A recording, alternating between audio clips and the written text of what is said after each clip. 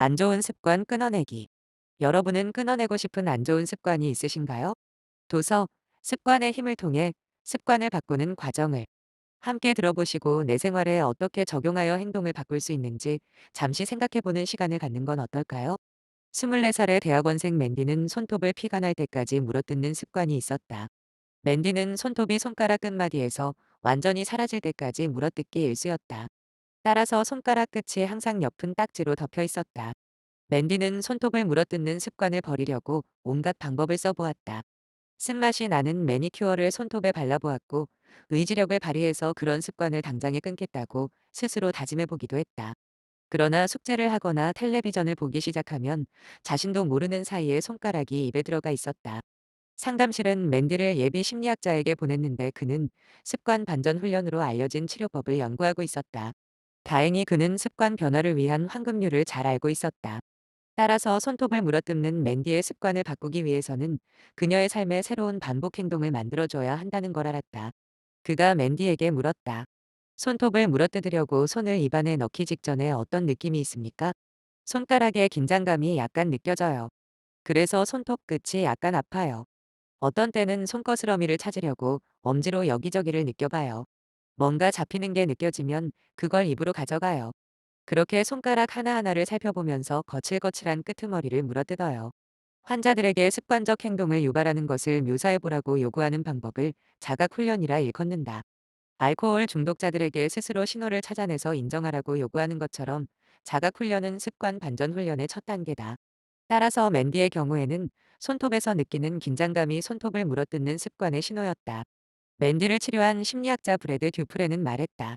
대부분의 경우 습관은 오래전에 시작된 것이어서 많은 사람이 그 원인에 관심을 기울이지 않습니다. 듀프레는 맨디에게 손톱을 물어뜯는 이유가 뭐냐고 물었다. 처음에 그녀는 마땅한 이유를 생각해 내지 못했다. 하지만 대화를 계속하는 과정에서 밝혀진 바에 따르면 그녀가 지루함을 느낄 때 손톱을 물어뜯는 게 확실했다. 그래서 듀프레는 그녀를 몇몇 전형적인 상황 속에 두었다. 예컨대 텔레비전을 시청하거나 숙제를 할 때 그녀는 어김없이 손톱을 물어뜯기 시작했다. 게다가 그녀는 모든 손톱을 물어뜯고 나면 잠시나마 성취감을 느낀다고 말했다. 그것이 습관의 보상이었다. 요컨대 맨디가 열망하는 것은 신체적 자극이었다. 첫 만남을 끝낸 후 듀프레는 맨디를 집에 보내기 전에 숙제를 안겼다. 항상 색인 카드를 갖고 다니면서 신호, 손가락 끝에 긴장감을 느낄 때마다 색인 카드에 어떤 표식을 하라고 했다. 일주일 후 맨디가 가져온 색인 카드에는 28개의 표식이 있었다. 그때쯤 그녀는 손톱을 물어뜯는 습관에 앞서 밀려오는 느낌을 완전히 알아차렸고 수업 중이나 TV를 시청할 때 그런 느낌이 자주 밀려온다는 사실도 알게 되었다. 그래서 듀프레는 대체 반응이라는 것을 맨디에게 가르쳤다. 듀프레는 맨디에게 손가락 끝에 긴장감을 느낄 때마다 손을 즉시 주머니나 다리 사이에 넣거나 연필을 잡는 등 손을 절대 입에 넣을 수 없게 만드는 행동을 하라고 말했다. 맨디는 신속하게 신체적 자극을 제공할 무엇인가를 찾아야 했다.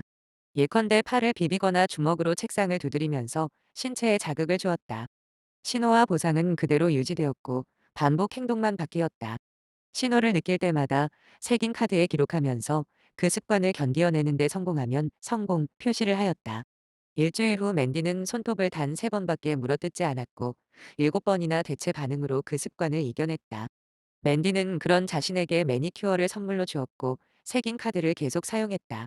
한 달 후에는 손톱을 물어뜯는 습관이 완전히 사라졌고 대체 반응으로 고안해낸 행동이 반복 행동으로 자리 잡았다. 습관이 바뀐 셈이었다. 습관 반전 훈련을 개발한 학자 중 한 사람인 네이선 아즈리는 나에게 이렇게 말했다. 터무니없이 간단하게 보이겠지만 습관이 어떻게 작동하는지 알아내면, 즉 신호와 보상을 알아내면 그 습관을 이미 절반쯤 고친 것입니다. 습관을 고치는 건 더 복잡하게 보이지만 뇌는 다시 프로그램 될 수 있습니다. 의식적으로 노력하면 됩니다. 요약해보자면 무의식적으로 일어나는 습관의 원인을 찾아 그 습관이 행해질 때 다른 행동으로 대체하고 보상행위를 반복하면 뇌는 다시 프로그래밍 된다는 내용이다. 여러분도 습관의 원인을 찾아 적당한 행동으로 대체한 후 보상을 주어 나쁜 습관을 끊어내길 바라며 이만 마치겠습니다. 지금까지 시청해주셔서 감사드리며 구독과 좋아요를 누르시면 인생 멘토의 성공 마인드셋 영상을 빠르게 받아보실 수 있습니다.